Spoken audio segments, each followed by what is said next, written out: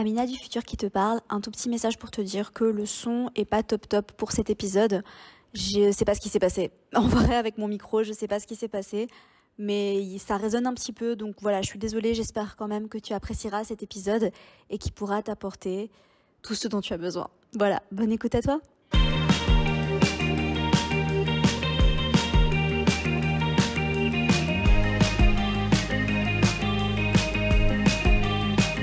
Bonjour, bienvenue dans un nouvel épisode du podcast comme tous les mercredis.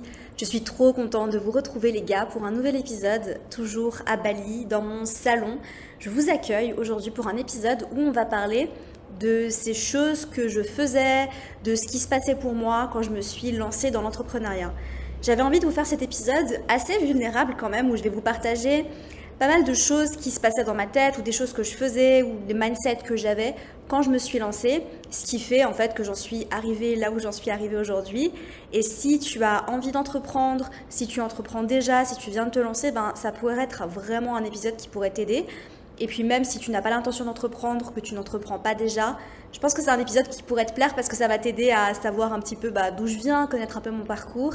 Et puis je pense que même pour les personnes qui ne sont pas entrepreneurs, il y a de belles leçons qui se cachent derrière cet épisode. Alors oui, c'est une quickie, je l'ai un petit peu préparée quand même, mais c'est pas un sujet, on ne va pas nécessairement parler d'astrologie, même si évidemment ça s'applique aux personnes qui pratiquent l'astrologie, parce que pour être astrologue, il faut être entrepreneur. Enfin, les astrologues sont des entrepreneurs, en tous les cas, donc voilà.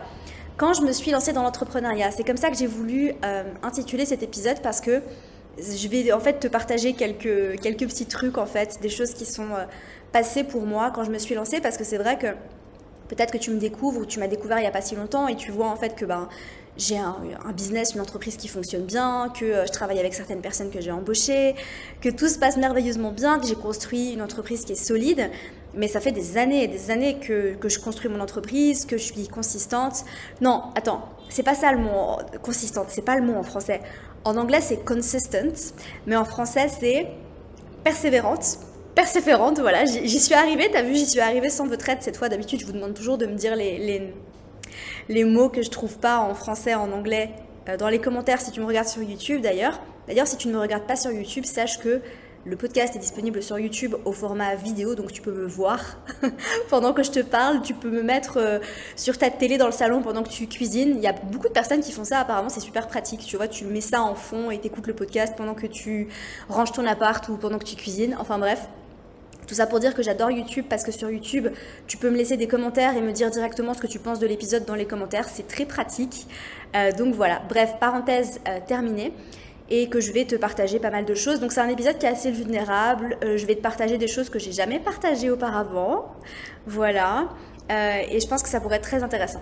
Alors, première chose, quand je me suis lancée dans l'entrepreneuriat, j'étais complètement fauchée, les gars. J'avais pas d'argent.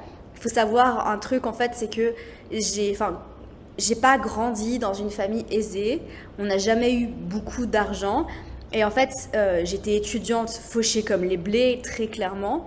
Je cumulais 2 jobs pour pouvoir me payer ma bouffe et mon appart. Enfin, mes parents m'aidaient un petit peu, mais vraiment, je calculais vraiment mes sous.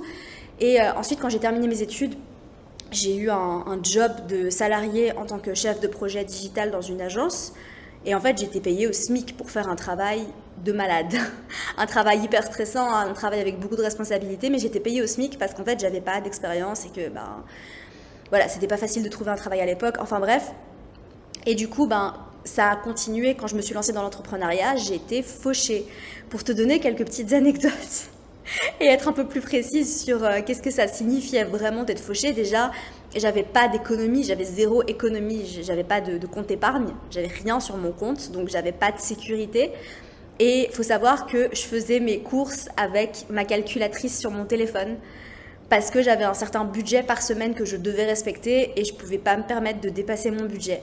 Donc en gros, j'allais faire mes courses au supermarché et je calculais tout, tu vois, je prenais une boîte de thon, je mettais, je sais pas combien ça coûte une boîte de thon en France maintenant, mais genre je mettais 3,40 €, un truc comme ça, sur ma calculatrice. Et en fait, j'avais vraiment un budget très précis à respecter, donc en fait, j'avais pas de thunes. Et il faut te dire un truc, c'est que, bon ça c'est un peu, voilà, mais en fait, j'étais tellement fauchée que j'avais des pensées du style je vais aller choper du PQ au bureau pour faire des économies. Voilà. Donc je sais que j'ai partagé quelques stories ces derniers temps où je voyageais en business parce que je me suis fait upgrader, enfin j'ai fait des offres pour me faire upgrader, du coup j'ai payé un peu plus cher pour voyager en business, mais il faut savoir que j'ai pas commencé comme ça, d'accord? J'ai vraiment largement pas commencé comme ça et ça m'a pris des années pour en arriver là où je suis aujourd'hui. Donc quand je me suis lancée, j'étais fauchée. Quand je me suis lancée, j'avais zéro vie sociale et j'avais zéro temps pour moi. Parce que je travaillais du matin au soir et je travaillais même le week-end. En fait, quand je me suis lancée dans l'entrepreneuriat, je cumulais donc mon job de salarié qui était en CDD, mais quand même c'était un temps plein. J'étais aussi assistante pour un autre entrepreneur parce que j'avais envie de tout savoir, d'apprendre tout ce que je pouvais apprendre sur les coulisses dans l'entrepreneuriat. Du coup, il m'a embauchée en tant qu'assistante, ce qui a été tellement bénéfique pour moi parce que du coup, en fait, j'ai vu les coulisses de son business et j'ai énormément appris. D'ailleurs, il m'a coachée aussi. Enfin, je lui dois beaucoup de choses. Vraiment, il m'a beaucoup aidée. D'ailleurs, petit tips pour toi, si jamais tu as envie de devenir entrepreneur, travailler pour un autre entrepreneur, c'est pépite. Voilà, c'est pépite parce que tu vois les coulisses du business, tu vois exactement comment ça se passe et même si la personne ne te coach pas, tu vas énormément apprendre. Du coup, j'ai beaucoup appris comme ça aussi. Mais enfin voilà, j'avais pas de temps parce que j'avais mon travail à temps plein, je travaillais pour lui et à côté, j'avais aussi mon activité que je venais de lancer. Et au début, tu sais qu'il faut charbonner, il faut y aller. Enfin, je veux dire, les personnes qui sont là en mode oui, il faut pas hustle, la hustle culture, c'est de la merde. Je suis pas d'accord parce que pour moi, je crois que j'en avais parlé d'ailleurs dans un épisode que j'avais fait cet été pendant la capsule d'été, c'est que pour moi, si tu veux te lancer dans l'entrepreneuriat, au début, tu dois travailler tout le temps. Je suis désolée, mais en fait, si tu es là en mode oui, je vais travailler 5 heures par jour, non, tu peux pas. Tu dois bosser beaucoup plus que ça au début et c'est normal. D'accord, tu dois fournir beaucoup plus d'efforts aujourd'hui. Moi, je peux me permettre de bosser 5 heures par jour, je dirais. Mais c'est parce que ça fait longtemps et que j'ai posé des bases solides et que j'ai des choses qui tournent, qui sont mises en place, j'ai des automatisations. Pour en arriver là, je bossais non-stop. D'accord, vraiment. Donc j'avais pas de vie sociale, j'avais zéro temps pour moi. Tout ce que je faisais dans la vie, j'avais même pas le temps d'aller voir mes potes, les gars. Je répondais à personne. Enfin vraiment, j'étais entièrement focus sur travail. Tous les jours de la semaine, jusqu'à 22 heures le soir, jusqu'au moment où j'allais me coucher en fait. Ça, j'arrêtais jamais. Je me levais le matin. Et je me rappelle en fait mes premières heures du matin, j'avais une petite routine matinale vite fait, mais ce que je faisais surtout, c'est qu'avant d'aller au travail, je bossais sur mon business ou alors je faisais les tâches que l'entrepreneur pour qui je travaillais me donnait. Et en fait, je travaillais même pendant ma pause déj et le soir en rentrant, je continuais les tâches que j'avais pas terminées. Donc en fait, je m'arrêtais jamais. Voilà, ça n'a pas duré des années, ça a duré quelques mois, mais c'est quand même quelque chose qu'il faut garder en tête, c'est que ça m'est pas tombé dessus par magie. J'ai vraiment beaucoup bossé au début. Ensuite, je dévorais des contenus sur l'entrepreneuriat et j'arrêtais pas. Donc non seulement je bossais tout le temps, mais dès que j'avais genre la moindre minute pour moi, tu vois, genre sous la douche, dans les transports, parce que j'avais quand même 1 heure de transport pour aller au travail, hashtag vie parisienne, tu connais peut-être. Du coup, j'avais 1 heure de transport et dans les transports, je dévorais des podcasts sur l'entrepreneuriat, des vidéos YouTube. C'était tout le temps dans ma tête, mais je le faisais pas. En fait, je me forçais pas parce qu'en fait, j'étais obsédée par l'entrepreneuriat. C'était devenu ma passion numéro 1. Vraiment, j'étais complètement à fond et j'avais envie de tout savoir sur ce qui se passait. Donc en fait, j'étais complètement obsédée par le business en ligne et je dévorais des contenus. Et toutes les secondes que j'avais à ma disposition, donc même pendant que je mangeais, vraiment, mais je rigole pas en fait, c'était ma vie quand j'étais à Paris, c'était en 2017, je faisais que ça en fait, je bossais et j'écoutais des podcasts et je regardais des vidéos YouTube sur l'entrepreneuriat. C'est tout ce que je faisais et je rigole pas, et sinon le reste du temps je dormais, voilà. Donc je pense que c'est important de vraiment nourrir ton esprit. J'avais pas Netflix, alors déjà j'avais pas Netflix parce qu'en fait, en vrai les gars, j'avais pas les moyens d'avoir Netflix, c'est très clair. Genre pour moi, à cette époque-là, 10 euros, c'était 10 euros, tu vois. Genre je pouvais pas mettre 10 euros dans Netflix. Je me rappelle que j'ai même décidé d'annuler mon abonnement Spotify parce que je voulais prendre un logiciel d'automatisation d'email et en fait je devais faire des choix. Et le choix il était vite fait, j'allais écouter les pubs sur Spotify et j'allais prendre mon logiciel d'automatisation d'email parce que c'était important pour m'aider à progresser dans mon business. C'est ça le genre de mindset que tu dois avoir quand tu te lances, voilà.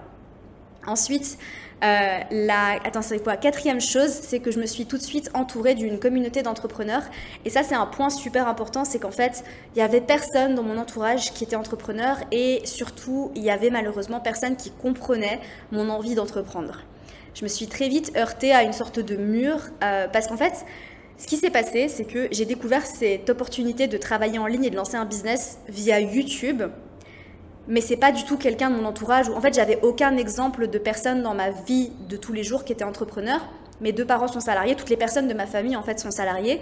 C'était pas du tout dans mon imaginaire conscient de me dire que moi, je pouvais entreprendre.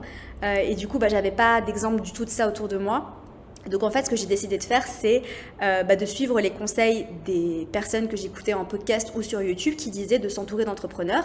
Et j'allais dans les groupes Facebook pour me faire de nouveaux potes, pour échanger avec des amis. D'ailleurs, je me suis vraiment fait des amis avec qui je parle encore aujourd'hui. Voilà, donc c'est assez fou. Des personnes des qui je suis devenue très très proche, mais à l'époque c'était vraiment en mode groupe Facebook, je sais pas si ça se fait encore, probablement, hein. Mais il y avait des groupes Facebook d'entrepreneurs, et en fait je me rappelle c'était un truc de ouf, genre il y avait des communautés, on s'échangeait, on écrivait des posts, on échangeait en commentaire, on s'envoyait des messages sur Messenger, etc. Et je me suis fait beaucoup de potes, et ensuite par la suite on a fait des rencontres à Paris, etc. Donc c'était vraiment cool. Donc ça, c'est un autre truc super important si tu te lances dans l'entrepreneuriat, c'est vraiment de faire l'effort, d'aller vers d'autres entrepreneurs, d'échanger avec d'autres entrepreneurs pour pouvoir justement être entouré, parce que je pense que c'est super important. Sinon, c'est vrai qu'on peut très facilement se sentir très seul en fait dans cette aventure. Donc voilà, j'échangeais tout le temps avec d'autres entrepreneurs dès que j'avais le temps. Ensuite, la 5e chose, c'est que à ce moment-là, dans ma vie, j'avais vraiment ce mindset et j'avais accepté le fait que j'allais pas avoir de résultats tout de suite. Et ça, je pense que c'est méga important parce que j'ai l'impression qu'aujourd'hui, surtout en 2024, là, je te parle d'un mindset que j'avais en 2017, hein, parce que ça fait longtemps que j'entreprends, pardon. Mais je savais en fait que j'allais devoir bosser pendant plusieurs mois et que j'allais avoir aucun résultat. Et ça, c'est quelque chose que j'ai complètement accepté. J'ai l'impression qu'aujourd'hui, il y a beaucoup de personnes qui se lancent et qui estiment en fait que, oh, comme par magie, mon business va décoller, ou comme par magie, je vais gagner plein d'abonnés sur Instagram, ou comme par magie, les gens vont regarder mes vidéos sur YouTube, et c'est absolument pas le cas. Et ça, c'est complètement quelque chose que tu dois accepter si jamais tu te lances. Parce qu'à l'époque, j'ai lancé ma chaîne YouTube, personne ne regardait mes vidéos. Je parlais dans le vide. Tu vois, aujourd'hui j'ai une audience et c'est très cool d'ailleurs, merci d'être là, merci d'être là. Mais personne regardait mes vidéos, j'avais personne sur Instagram, j'ai commencé avec 0 abonnés les gars. Donc j'ai persévéré, ça a pris du temps, ça a pris des mois, ça a pris des années. Et ça vaut le coup, hein, carrément. Mais il faut vraiment te dire, en fait, faut venir avec ce mindset de pendant un moment, je vais faire les choses dans le vide. Et c'est normal, et tout le monde commence par là. Donc, il faut être patient, il faut être persévérant, et surtout, il ne faut jamais rien lâcher. Ensuite, la 6e chose, j'en suis à la 6e chose, c'est que j'ai commencé à kiffer le process dès le début. Et ça, je pense que c'est tellement important, même avant de gagner le moindre euro. Ça m'a pris des mois, hein, vraiment, avant de commencer à gagner mes premiers euros sur Internet, en ligne avec mon business. Mais même avant, je kiffais le process, en fait. Et je bossais non-stop, comme je te l'ai dit. Mais pour moi, c'était pas du tout un calvaire ou une corvée de bosser sur mon business avant d'aller travailler ou en rentrant du travail. Parce qu'en fait, je suis tombée amoureuse du process. Je suis vraiment tombée, j'étais complètement amoureuse de ce que je faisais. Je kiffais, pour moi, c'était nouveau et j'adorais en fait bosser sur mon propre projet. Et pas bosser sur les projets de mes clients parce que j'étais chef de projet, du coup j'étais chef de projet dans une agence de communication et marketing à Paris. Du coup, j'avais des projets très cool, j'avais des clients très très cool parce que c'était une agence qui était spécialisée dans le luxe. Et du coup, c'était vraiment très cool. On avait des gros budgets marketing pour faire des trucs, des activations, des campagnes, etc. Mais je trouvais ça tellement plus cool de travailler sur mes propres projets à moi parce que mon business, quand je l'ai lancé, c'est toujours le cas d'ailleurs, c'est toujours mon bébé. C'est mon bébé et je pense que ça sera toujours mon bébé. Bon, maintenant, c'est un peu comment tu dis un toddler? Un toddler, ça c'est le mot en anglais. Comment tu dis un toddler en français? Je sais pas. Genre c'est plus un nouveau-né quoi, mais c'est un enfant de 5 ans quoi. Ouais, c'est ça, c'est un enfant de 5 ans mon business. Mais il nécessite toujours beaucoup d'attention, tu vois ce que je veux dire? Donc ça restera toujours mon enfant. Tu vois, même si, tu sais, les parents, enfin, je fais une putain de parenthèse de lune en Gémeaux, mais t'as compris, les parents, même quand leurs enfants, ils ont 20, 30 ans, c'est toujours leur bébé, tu vois. Enfin bref. Voilà, tout ça pour dire en fait que kiffer le process dès le début, c'est tellement important. Je me rappelle, j'étais tellement amoureuse de ce que je faisais, genre je prenais le métro pour rentrer chez moi à Paris et en fait j'étais trop excitée à l'idée d'allumer mon ordinateur et de commencer de revenir sur les projets que j'étais en train de lancer, de faire mes vidéos YouTube. Je les faisais même le soir en rentrant, les gars. J'étais claquée, mais je le faisais parce que j'avais envie de le faire et que pour moi c'était une nouvelle aventure qui était méga excitante, donc voilà. Et la dernière chose que j'ai envie de te partager, qui est assez importante, c'est que j'écoutais pas les personnes qui croyaient pas en moi. J'ai mis un peu des œillères. Ça m'a mené à couper les ponts avec certaines personnes, pour être honnête. Il y avait des personnes desquelles j'étais très proche. Et ça m'a mené à couper les ponts avec elles parce qu'en fait, c'était des personnes... C'est pas seulement qu'elles croyaient pas en moi ou qu'elles avaient peur. Ça, c'était le cas de mes parents, par exemple. Tu vois, et ça, je pense que c'est normal. Je leur en veux absolument pas parce que, évidemment, mes parents, ils sont très... Enfin, tu vois, ils ont cette mentalité de salarié de trouve un job dans une grosse boîte et gagne bien ta vie et reste là-bas. C'est la sécurité avant tout. C'est leur manière de penser. C'est comme ça qu'ils se sont construits et c'est leur réalité à eux. Du coup, quand leur fille se lance dans l'entrepreneuriat, ils sont là, mais qu'est-ce que tu fais, ma fille? Genre, on n'a pas d'argent, on va pas pouvoir t'aider. Enfin, et si ça marche pas, etc. Ce qui est normal, hein, je les comprends totalement. J'aurais fait pareil à leur place. Du coup, mes parents, je les comprenais, tu vois. Il n'y avait pas de souci par rapport à ça, mais je n'ai pas écouté, tu vois. Je me suis dit non, j'ai envie de me lancer, je suis jeune, si j'ai envie de faire un truc, c'est maintenant ou jamais, j'ai pas de responsabilité à part de payer mon loyer, mais si ça marche pas, je vais pas être à la rue, tu vois. Mais c'est vrai que j'ai eu des moments, je te partagerai ça juste après, je l'avais pas noté, mais je viens d'y penser. Mais vraiment, il y a des personnes qui m'ont dit non mais franchement meuf, laisse tomber, ça marchera jamais, c'est trop tard, YouTube c'est fini. Les gens en 2017 qui me disaient YouTube c'est fini, watch me. Parce que franchement, c'était loin d'être fini YouTube en 2017, hein. C'était vraiment très très loin d'être fini. Non mais vraiment, on me disait t'y arriveras jamais, il y a déjà trop de monde, etc., etc. Et il y a certaines personnes qui ont été tellement dures avec moi qu'en fait, je les ai pas écoutés et du coup j'ai décidé d'arrêter de leur parler. Tout simplement parce que pour moi c'était mon nouveau rêve, c'était quelque chose d'important pour moi et pour les personnes qui me soutenaient pas, j'ai préféré partir, quoi. Il y en a pas eu beaucoup, hein, mais voilà, il y a des personnes avec qui juste ça l'a pas fait. Et en fait, je pense que c'est mon côté, tu vois, têtu / déterminé, parce que oui, je suis extrêmement têtue. #soleil en taureau, que veux-tu? Je suis très très têtue. Mais je pense que ça m'a beaucoup aidée parce qu'en fait, j'étais bornée, je savais ce que je voulais, je savais là où je voulais arriver. Et en fait, j'ai laissé rien ni personne se mettre sur ma route.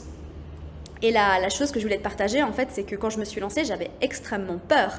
Et je pense en fait que ça, c'est quelque chose, et j'en discutais avec une autre entrepreneur qui est dans ma villa. En fait, si tu veux, je suis dans un co-living ici à Bali, à Pererenan. C'est un petit village à côté de Canggu. Et en fait, c'est une villa magnifique où chaque entrepreneur a sa chambre. Moi, j'ai même pas une chambre, en fait, j'ai un appartement. C'est vraiment trop stylé. Et en fait, on échange beaucoup, on discute, on se fait des dîners. Enfin, c'est trop stylé, je kiffe. Et en fait, je discutais avec elle et on parlait de la peur. Et on se disait vraiment que ça sert à rien. Faut pas attendre de pas avoir peur. Parce que les gens qui me disent oui, mais je vais pas le faire parce que j'ai peur. En fait, il faut avoir peur et il faut le faire quand même. Parce que moi, j'étais terrifiée. Si tu penses en fait que j'avais pas peur, dis-toi en fait que des fois... Je me rappelle, je me réveillais à 2h du matin et je me suis dit, et comment je vais faire pour payer mon loyer si ça marche pas? Vraiment, comment je vais faire pour subvenir à mes besoins? J'avais absolument pas envie de retourner vivre chez mes parents, on est d'accord, hein. Une fois que t'as quitté le nid, t'as quitté le nid, hein. T'as pas envie de retourner. J'avais cette option, j'avais le privilège d'avoir cette sécurité au cas où, tu vois. Mais j'avais pas du tout envie, j'avais surtout pas envie de retourner habiter en Suisse, pour être honnête. J'adore mon pays, hein, vraiment, mais j'ai pas envie d'habiter là-bas du tout. C'est un endroit qui me convient pas pour vivre, voilà. Et si ça te convient, tant mieux, vraiment kiffe. Mais moi, j'avais pas du tout envie de retourner vivre à Lausanne. Et je me suis dit, mais si ça marche pas, qu'est-ce que je vais faire? Enfin, vraiment, j'y pensais tout le temps, hein. Et j'avais extrêmement peur, mais je l'ai fait quand même. Et j'ai cru suffisamment en moi. Et je me suis donné les moyens de le faire, les gars. Et je pense que ça, c'est quelque chose de très important. C'est qu'une des raisons qui fait que j'ai réussi aujourd'hui, c'est parce que je me suis pas laissé le choix. C'est parce que j'étais déterminée. J'ai accepté de faire des sacrifices. J'ai sacrifié Spotify, j'ai sacrifié plein de choses, j'ai sacrifié mon temps, j'ai sacrifié beaucoup d'énergie j'ai sacrifié du temps que j'aurais pu passer avec mes potes, mais parce que c'était ma priorité et peut-être que c'est pas la tienne et c'est ok. Et si t'as pas envie de sacrifier autant de choses que moi j'ai sacrifié, ben ça veut pas dire que tu vas pas y arriver. Peut-être que juste ça te prendra un peu plus de temps. Moi je sais que ça a décollé assez vite, mais c'est parce que je faisais que ça, que je me suis vraiment donné les moyens et que dans tous les cas, quoi qu'il arrive, je sais très bien que j'aurais rien lâché tant que j'aurais pas obtenu ce que je voulais parce que encore une fois, je suis extrêmement têtue et déterminée. Voilà. Quand t'as le soleil en taureau et que t'es ascendant bélier, tu fonces et voilà. Des fois, je fonce dans le mur, on va pas se mentir. Des fois, je fonce vraiment dans le mur. Mais ça m'a beaucoup servi aussi. Donc voilà les gars pour cet épisode. Bon, c'était un partage de cœur à cœur. J'espère sincèrement que ça vous aura plu. J'espère surtout que ça vous aura aidé et que vous avez kiffé. N'hésitez pas à m'envoyer un petit DM sur Instagram ou à me laisser un commentaire si tu me regardes sur YouTube pour me dire ce que vous avez pensé de cet épisode, pour me partager vos réflexions par rapport à ça. Si ça vous a aidé, n'hésitez pas à me le dire aussi, si ça vous a aidé sur votre chemin d'entrepreneuriat. Si vous voulez d'autres épisodes où je parle d'entrepreneuriat, n'hésitez surtout pas parce que vous l'avez entendu, j'ai de l'expérience, je me suis lancée en 2017, donc je connais bien ce monde. Je sais qu'il a aussi beaucoup évolué, beaucoup changé, notamment après 2020. Donc voilà. Bon, je vous retrouve mercredi prochain pour un nouvel épisode très intéressant, spécial Saint-Valentin. J'ai trop hâte, il va être trop cool, pépite, trop hâte. Et voilà, en attendant, prenez soin de vous et passez une merveilleuse journée. Bye!